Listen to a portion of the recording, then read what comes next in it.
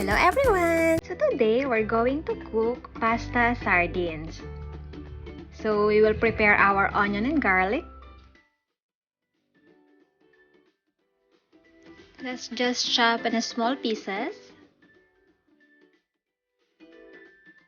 And while chopping our garlic and onion, we can boil our water for our pasta.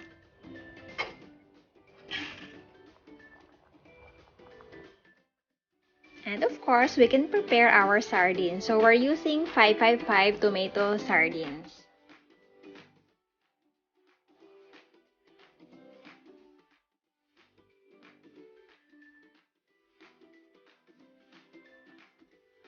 And now we can start cooking our sauce. So let's heat our pan. Let's add our olive oil. Or you can use other oil like cooking oil or vegetable oil by your choice. And once hot, we can add on our onion and garlic.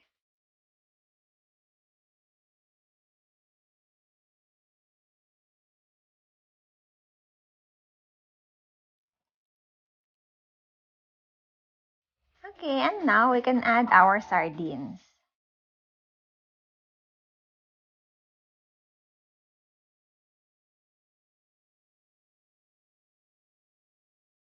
So we will just saute and cut into small pieces.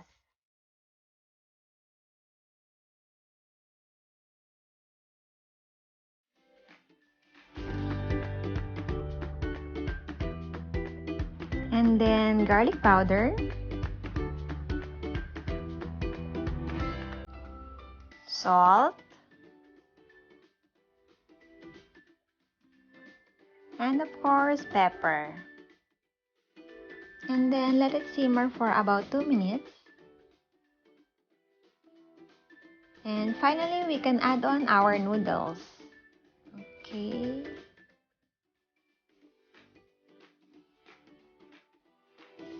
Okay, so let's just mix all together. Make sure everything is combined.